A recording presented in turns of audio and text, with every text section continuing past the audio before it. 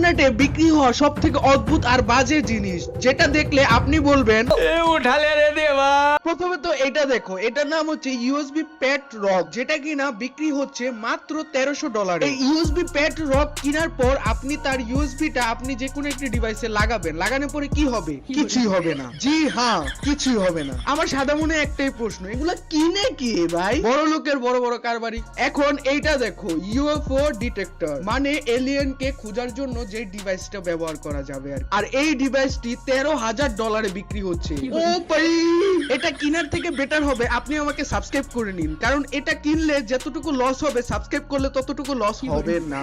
আর subscribe করা একদমই free, কোনো টাকার পয়সা লাগে না। Next, zombie attack survival kit. এই কিটটা ব্যবহার করে আপনি 3 দিন পর্যন্ত জম্বি অ্যাটাক থেকে বাঁচতে পারবেন, মানে যদি কখনো জম্বি এসে পড়ে তাহলে সেটা থেকে সার্ভাইভ করতে পারবেন।